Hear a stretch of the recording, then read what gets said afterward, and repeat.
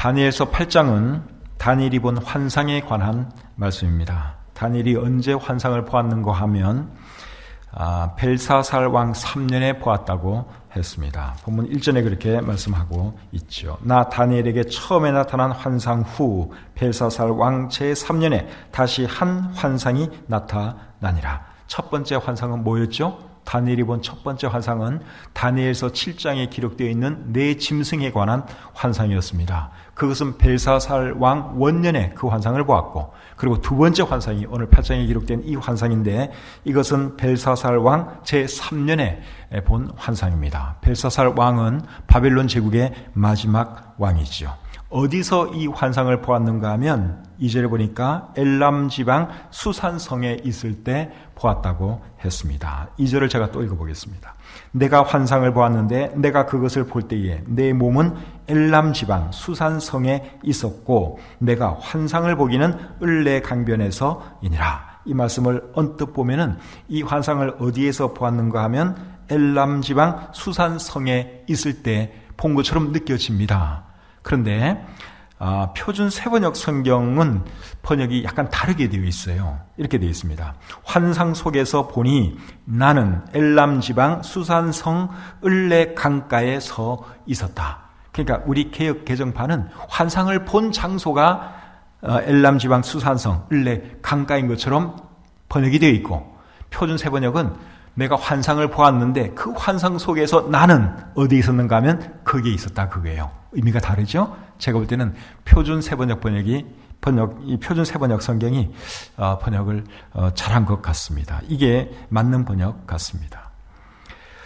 환상에서 무엇을 보았는가 하면 두 뿔 가진 숫양을 보았습니다. 3절을 보겠습니다. 내가 눈을 들어본 즉 강가에 두 뿔 가진 숫양이 섰는데 그 두 뿔이 다 길었으며 그중 한 뿔은 다른 뿔보다 길었고 그 긴 것은 나중에 난 것이더라. 자, 환상 가운데 뭘 보았는가 하면 두 뿔 가진 숫양을 보았지요. 그런데 이 뿔의 길이가 다릅니다. 어떤 게 더 길었어요? 나중에 나온 뿔이 더 길었다. 그렇게 말씀을 하고 있죠. 두 뿔이 있는데 뿔이 나온 시기가 달라요. 그런데 먼저 나온 뿔보다 늦게 나온 뿔이 더 길었다 하는 것입니다. 그리고 이 수양은 굉장히 강합니다. 4절을 보겠습니다. 내가 본즉 그 숫양이 서쪽과 북쪽과 남쪽을 향하여 받으나 그것을 당할 짐승이 하나도 없고 그 손에서 구할 자가 없으므로 그것이 원하는 대로 행하여 강하여졌더라. 엄청나게 강하죠? 그래서 이 숫양을 당할 자가 없었다고 말씀하고 있습니다. 그런데 이 숫양이 어떻게 되느냐? 숫염소에게 밀려납니다. 5절부터 7절 보겠습니다. 내가 생각할 때에 한 숫염소가 서쪽에서부터 와서 온 지면에 두루 다니되 땅에 닿지 아니하며 그 염소의 두 눈 사이에는 현저한 뿔이 있더라. 그것이 두 뿔 가진 숫양 곧 내가 본 바 강가에 있던 이 양에게로 나아가되 분노한 힘으로 그것에게로 달려가더니 내가 본즉 그것이 숫양에게로 가까이 나아가서는 더욱 성내어 그 숫양을 쳐서 그 두 뿔을 꺾으나 숫양에게는 그것을 대적할 힘이 없으므로 그것이 숫양을 땅에 엎드러뜨리고 짓밟았으나 숫양을 그 손에서 벗어나게 할 자가 없었더라. 이 숫양이 굉장히 강했는데 결국은 무엇한테 밀리고 말았습니까? 숫염소한테 밀리고 말았죠. 근데 이 숫염소가요 굉장히 빠릅니다. 어느 정도나 빨랐는가 하면 그 발이 땅에 닿지 않았다고 말씀하고 있습니다. 5절에 그렇게 기록이 되어 있습니다. 그러니까 얼마나 빨리 움직이면 발이 땅에 닿는 게 보이지 않을 정도로 막 그냥 숫염소가 그렇게 빨리 움직이는 거예요. 그리고 숫염소의 두 눈 사이에는 현저한 뿔이 있었다고 말씀하고 있죠. 현저한 뿔이 있었다 하는 이 말은 눈에 띄는, 누가 봐도 눈에 확 띄는 큰 뿔이 하나 있었다 그 말입니다. 근데 이 숫염소가 결국은 어떻게 했는가 하면 두 뿔을 가진 숫양을 제압하고 짓밟았죠. 그리고 이 숫염소는 또 나중에 어떻게 되는가 하면 그 큰 뿔이 꺾이고 그 자리에 현저한 뿔 넷이 났다고 오늘 이 본문이 말씀하고 있습니다. 자, 8절을 또 보겠습니다. 8절. 숫염소가 스스로 심히 강대하여 가더니 강성할 때에 그 큰 뿔이 꺾이고 그 대신에 현저한 뿔렛이 하늘 사방을 향하여 났더라. 그러니까 이 다니엘이 환상 가운데서 뭘 본 거예요? 두 짐승을 보았죠. 첫 번째 짐승은 숫양, 두 번째 짐승은 숫염소, 그걸 봤어요.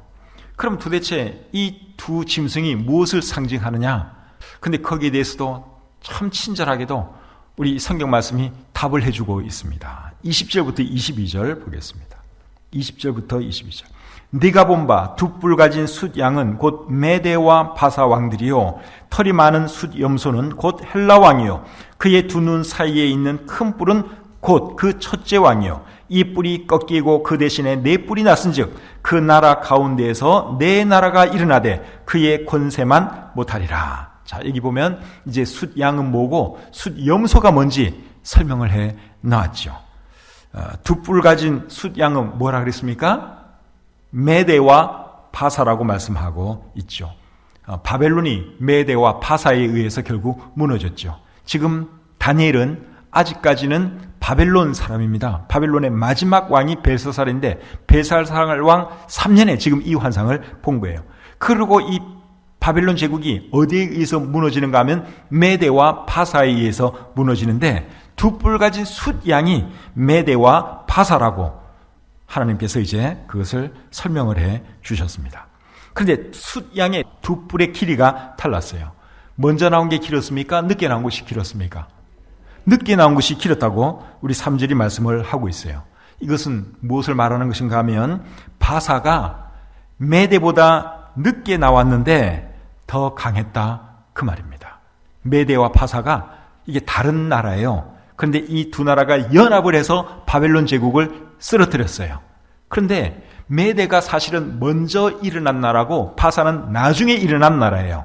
그런데 나중에 일어난 이 바사가 결국은 더 강한 나라가 되었다, 그 말이에요. 그것을 이제 숫양의 뿔로 그렇게 보여주신 것이죠. 그래서 메대와 바사가 결국 나중에는 한 나라가 되어버립니다. 메대가 바사의 합병이 되어버리죠. 그래서 바벨론 제국이 어느 나라에 의해서 무너졌느냐? 그러면 메대와 바사, 뭐 그렇게 대답을 해도 되고, 바사 또는 페르시아, 그렇게 대답을 해도 맞는 것입니다. 그리고 메대와 바사가 바벨론을 무너뜨렸을 때 메대의 왕은 혹시 누군지 기억하십니까? 메대의 왕은 다리오 왕이고, 그리고 바사의 왕은 고레스 왕이었습니다. 다니엘서 6장 28절에 보시면 그 두 나라의 왕이 다리오와 고레스였다는 것이 나와 있습니다. 그리고 여러분, 털이 많은 숫염소는 또 무엇을 상징하는 거라 그랬어요? 헬라. 예, 방금 읽은 이 말씀에 그렇게 나와 있죠? 헬라는 그리스를 말하는 것입니다.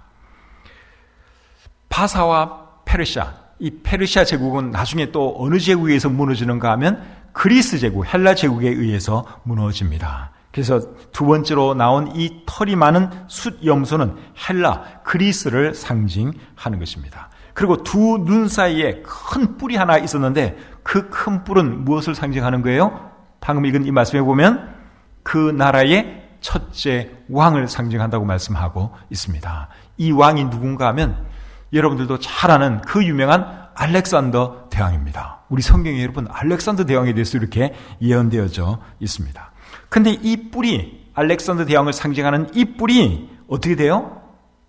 꺾인다고 말씀을 하고 있죠. 8절에 보면 강성할 때에 꺾였다고 말씀하고 있습니다. 이것은 무엇을 상징하는 것인가 하면 알렉산더 대왕이 한창 잘 나가고 있을 때, 한참 젊은 나이에 갑자기 죽고 맙니다. 그것을 이제 상징하는 것이 이 뿔이 꺾였다, 그렇게 우리 성경이 기록하고 있죠. 알렉산더 대왕은 젊은 나이에 왕이 되어가지고 20대의 젊은 나이에 왕이 되어가지고 온 세계를 정복합니다. 그러니까 30대 초반에 32세에 이 사람이 죽어요. 20대의 왕이 돼가지고 32세의 젊은 나이에 죽어요.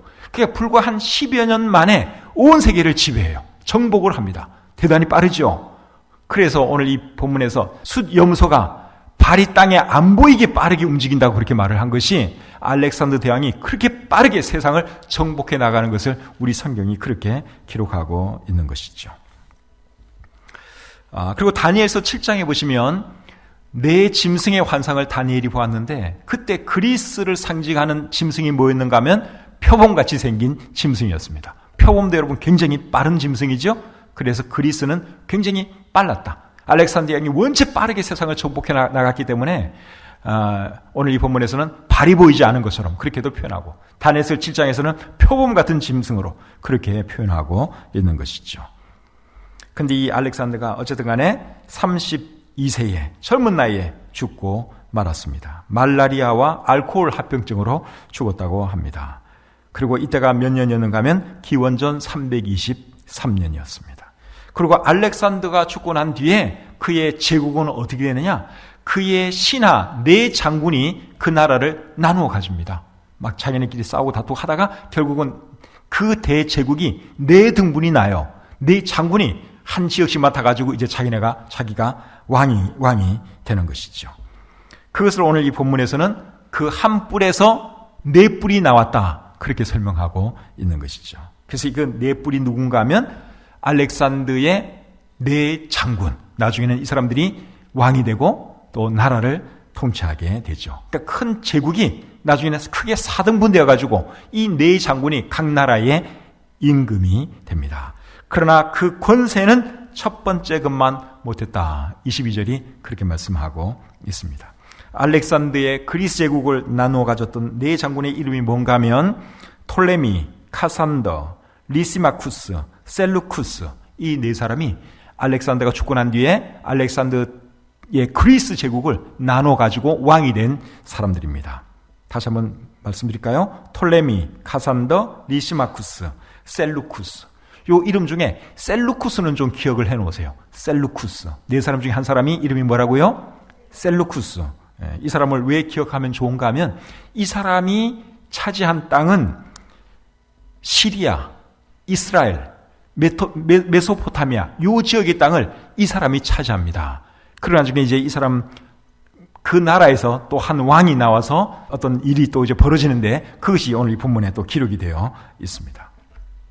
근데 여러분, 오늘 이 본문의 이 환상을 보았을 때는, 다니엘이 이 환상을 보았을 때는 알렉산더가 태어나기 약 200년 전에요. 200년 전에 알렉산더라는 인물이 태어나기 200년 전에 하나님께서는 다니엘에게 알렉산더라는 이런 사람이, 이름은 여기 안 나오지만 한 왕이, 놀라운 왕이 나서 온 세계를 제패할 것을 예언해 놓으셨는데 참 놀랍지 않습니까?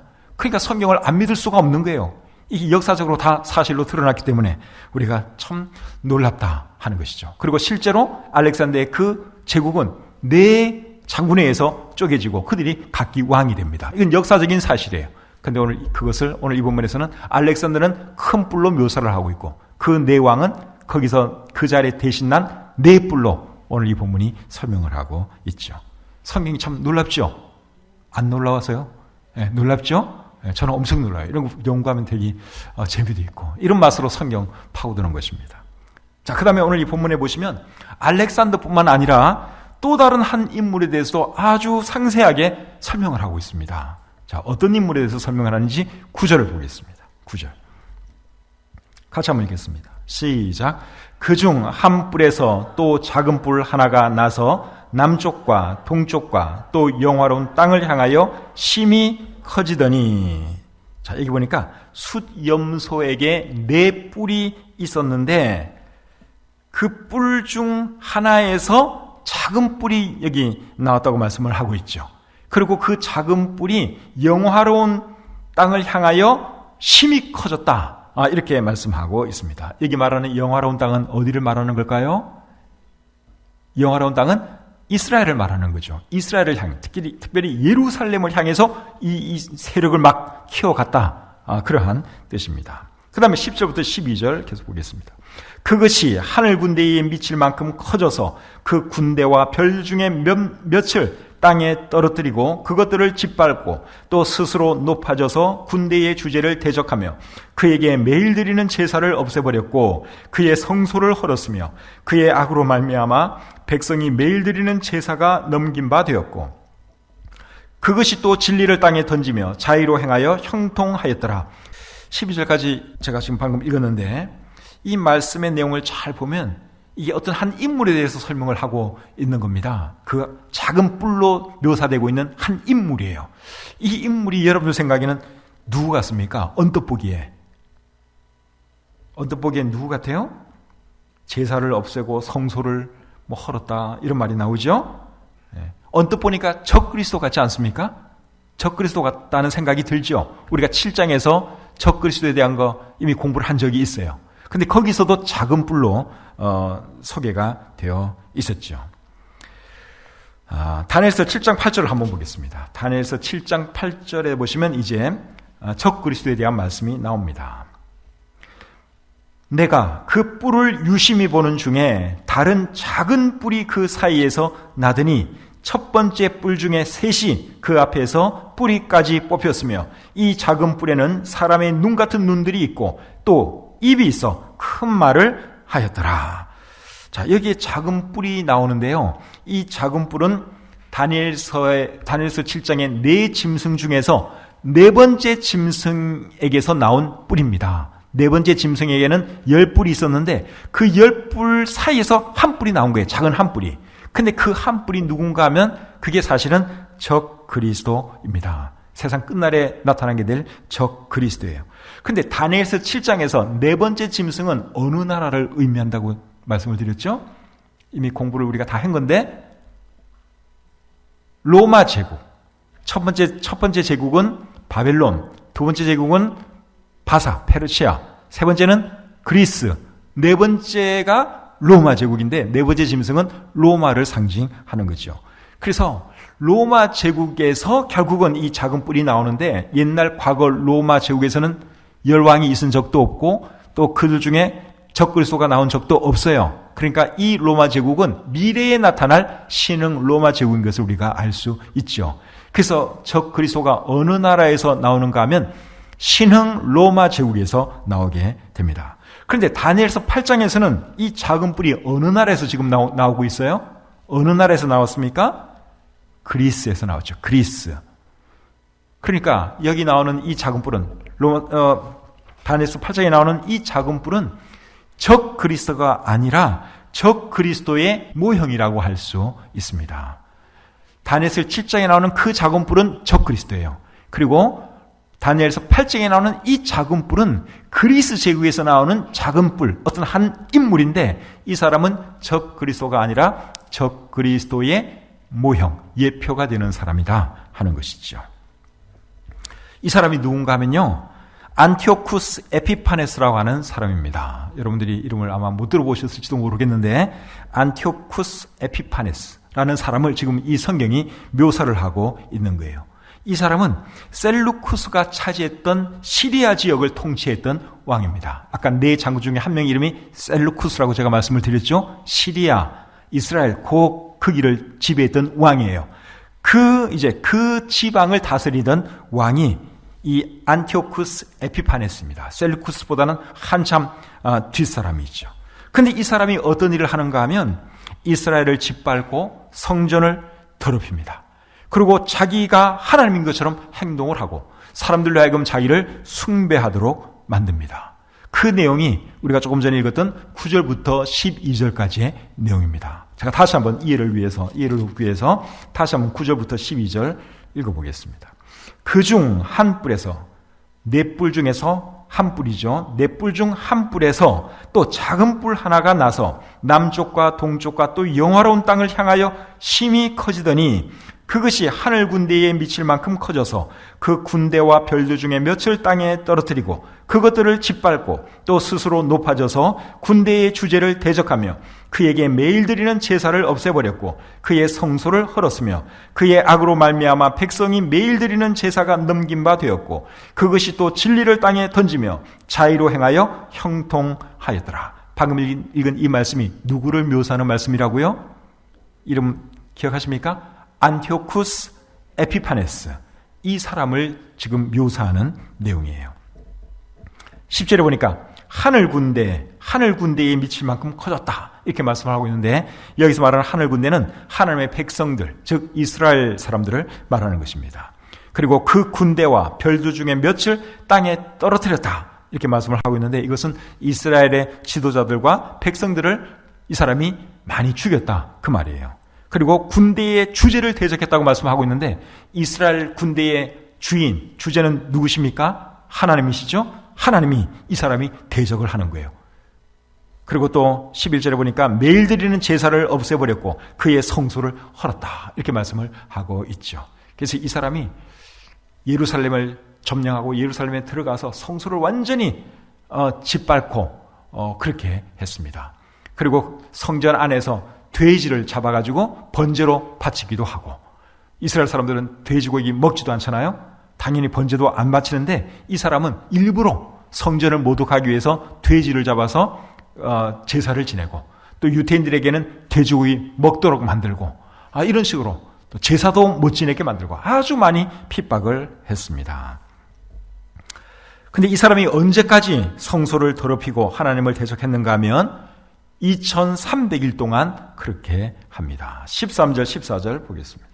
내가 들은즉 한 거룩한 이가 말하더니 다른 거룩한 이가 그 말하는 이에게 묻되 환상에 나타난 바 매일 드리는 제사와 망하게 하는 죄악에 대한 일과 성소와 백성이 내준 바 되며 짓밟힐 일이 어느 때까지 이를꼬 하매 그가 내게 이르되 2300주야까지니 그때의 성소가 정결하게 되리라 하였느니라. 자, 언제까지 그렇게 된다 그랬는가 하면 2300주야까지, 즉 2300일 동안 이 사람이 계속 성소를 짓밟고 하나님을 모독하는 행동을 할 것이라고 말씀하고 있습니다. 2300일은 6년 조금 더 되는 기간입니다. 그리고 2300일이 지나면 성소가 정결하게 된다고 말씀하고 있죠. 어떻게 해서 어떤 일이 일어나길래 2300일 뒤에는 이 성소가, 하나님의 성전이 정결하게 되느냐? 유다 마카비라고 하는 이스라엘 사람이 의병을 일으켜서 안티오쿠스와 그의 군대를 예루살렘에서 쫓아냅니다. 그리고 성전을 정결케 하고 성전을 다시 하나님께 봉헌하게 되죠. 그때가 기원전 164년입니다. 그리고 그 날을 기념하는 절기가 수전절이라고 하는 절기입니다. 요한복음 10장 22절에 수전절에 대한 언급이 나오죠. 한번 읽어드려 볼까요? 요한복음 10장 22절. 예루살렘에 수전절이 이르니 때는 겨울이라. 수전절. 수전절이 뭐 하는 날이냐? 유다 마카비가 안티오쿠스 에피파네스와 그의 군대를 쫓아내고 성전을 정결케 하고 하나님께 새롭게 봉헌한 그 날을 기념하는 날이 수전절입니다. 수는 닦을 숫자고 전은 성전할 때 전이에요. 그러니까 성전을 이제 다시 새로 닦고 수리했다 그 말이죠.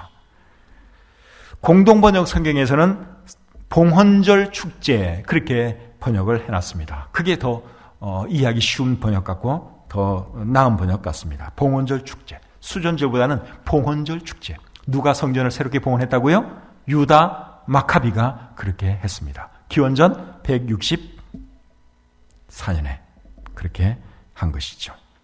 그리고 영어 성경에 보니까 이 수전절을 어떻게 번역해놨는가 하면 Feast of Dedication 그렇게 번역을 해놨습니다.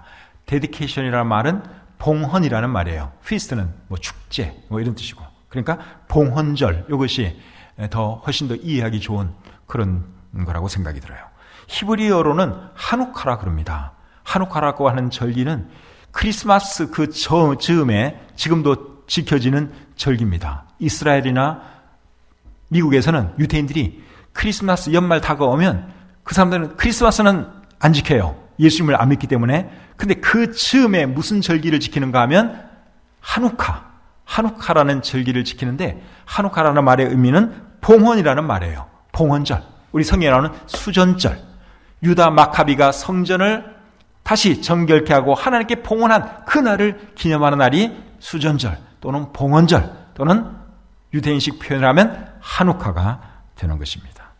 그래서 이 안티오쿠스 에피파네스는 적 그리스도는 아니고 적 그리스도의 모형이 되는 사람입니다. 그것을 어떻게 알 수 있는가 하면 오늘 이 본문을 잘 보시면 바빌론 제국 다음에 일어날 나라들에 대한 말씀이기도 하지만 동시에 세상 끝날에 있을 일들에 대한 말씀이기도 합니다. 15절부터 17절을 보시면 그런 것을 알 수 있습니다. 15절부터 17절.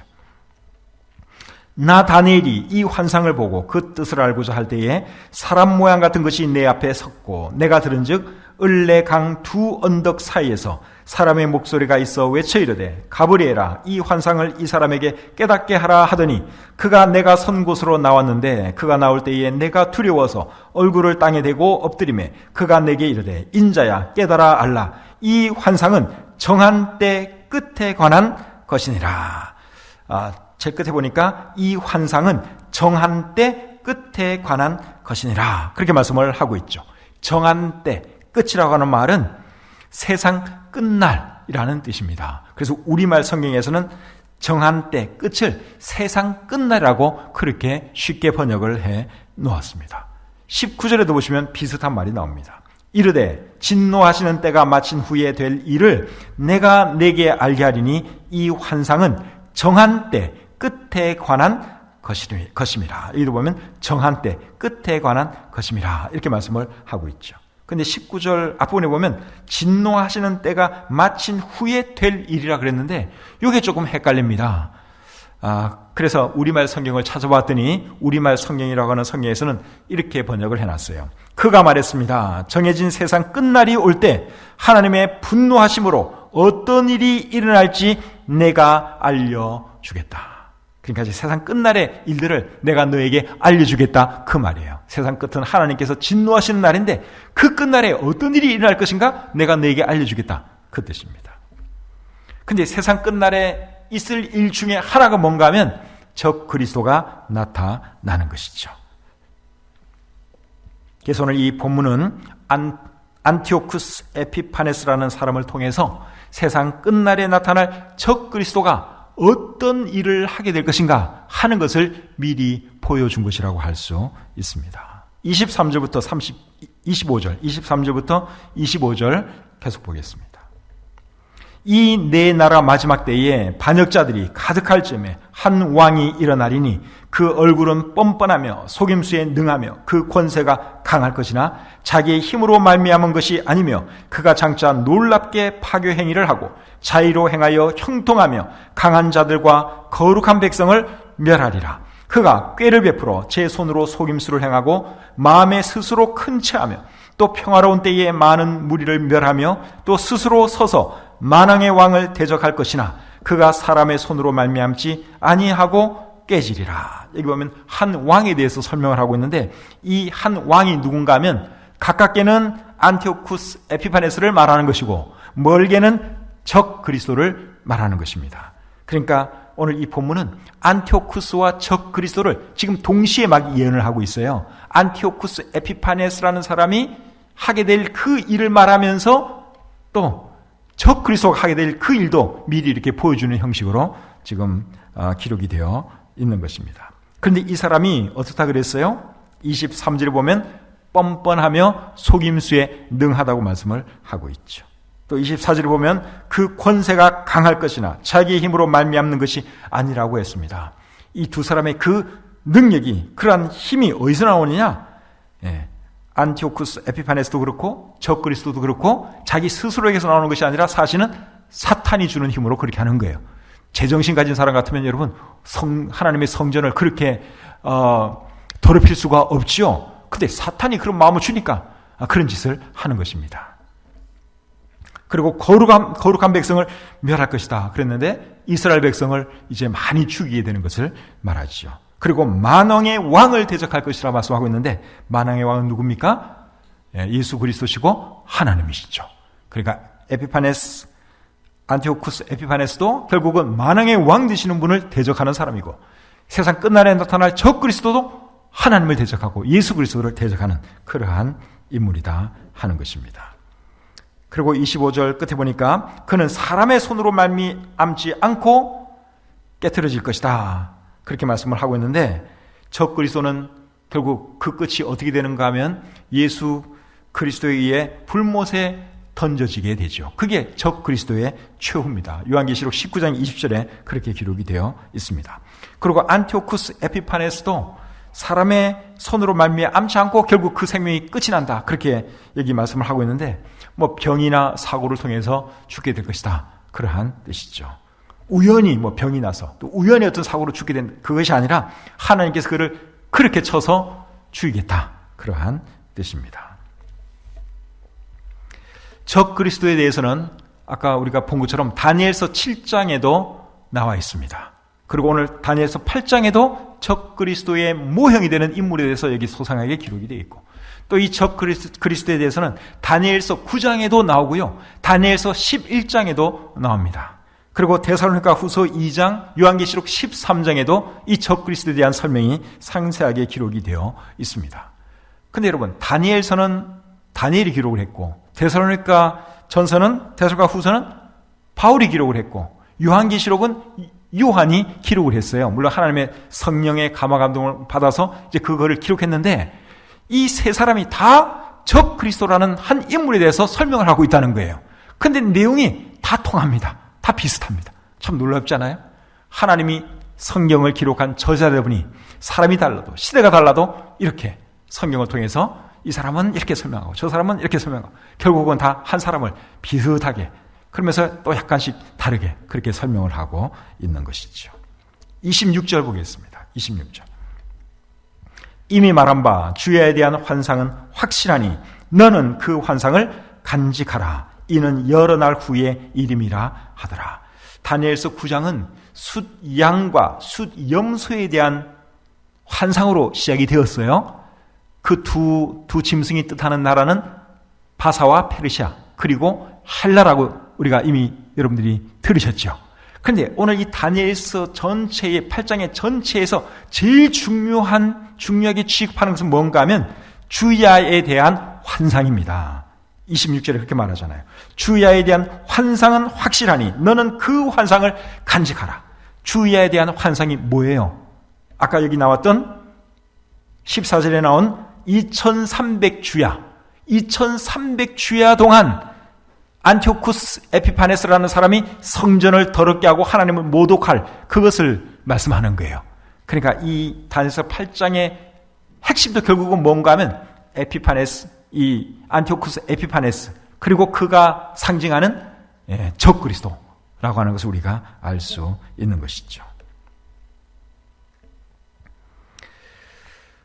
그리고 이 일은 여러 날 후의 일이라고 말씀하고 있습니다. 주야에 대한 이 환상은 여러 날 후의 일이라 그랬는데, 다니엘이 이 환상을 보고 나서 몇 년 뒤에 이 일이 결국은 이루어지는가 하면 380년쯤 후에 이루어집니다. 380년쯤 후에 이 일이 이루어져요. 그러니까 먼 훗날의 일이고, 그리고 적 그리스도는, 진짜 적 그리스도는 아직도 먼 훗날에, 다니엘의 입장에서 보면 먼 훗날이죠. 우리 입장에서 보면 뭐 언제 이루어질지 모르지만, 어쨌든 다니엘의 입장에서 볼 때는 가깝게는 안티오쿠스 에피파네스에 대한 이야기인데, 그 사람은 380년쯤 뒤에 일어날 사람이고, 적 그리스도는 또 한참 더 뒤에 다니엘 입장에서는 나타날 인물이다 하는 것을 우리가 알게 되죠. 27절.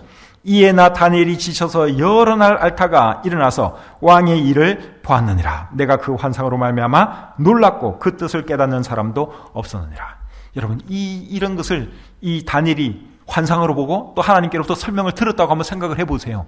얼마나 놀랐겠습니까? 이 사람은 지금 아직도 바빌론 제국에 속한 사람이에요. 바빌론 제국 망하기 몇 년 전에 지금 이 환상을 본 거예요. 근데 바빌론이 어쨌든 간에 바사와 페르시아, 메대와 페르시아에서 멸망당할 것이고, 그리고 그 제국은 또 헬라에 의해서 멸망당할 것이고, 그리고 결국은 또 나중에 성전이 더럽혀지고, 그리고 나중에는 적 그리스도라는 이런 인물까지 나오는 것을 이제 이분이 쫙 본 거예요. 그러니 이 몸살 날만 하지 않습니까? 보통 큰 충격을 받은 게 아니에요. 그래서 왕의 일을 못 보다가, 그리고 나중에 좀 정신을 차리고 다시 왕의 일을 보았다. 궁에 들어가서 일을 했다. 그러한 뜻이죠. 세상 되어가는 것을 볼 때 적 그리스도가 나타날 날이 그렇게 많이 남지 않은 것 같아요. 그래서 우리가 정말 정신 차리고 더욱더 신앙생활 잘해야 할 줄 믿습니다. 어떻게 오늘 말씀 들으니까 세상의 역사가 쫙 보이면서 세상 끝의 일도 막 보이고 그러지 않습니까? 잘 오셨죠? 그러니까 여러분 수요일날 오시면 정말 이런 설교 아마 처음 들어보셨을지도 몰라요. 그죠? 안티오쿠스 에피파네스, 이런 사람이 여기 성경에 이렇게 묘사가 되어 있는데 오늘 여러분 거의 다 처음 알으셨죠. 알렉산드라는 사람은 원체 유명한 사람이니까 듣기는 들었는데 성경에 이렇게 있는 것도 여러분들이 오늘 처음 들었을지도 모르고, 그래서 성경이 참 신기하고 놀라운 책이라는 것입니다. 그래서 주일날 계속 잘 나오셔서 다니엘서 12장까지 어떤 말씀들이 기록되어 있는지 앞으로도 신기진지한 그런 이야기들이 계속 나옵니다. 기대하면서 나오시기를 바랍니다. 구독과 좋아요, 알림 설정 잊지 마세요. 강효민 목사님의 다니엘서 강해 설교집 장래일은 이러합니다를 구입하기 원하는 분은 기독교 서점이나 인터넷 서점에서 구입하실 수 있습니다.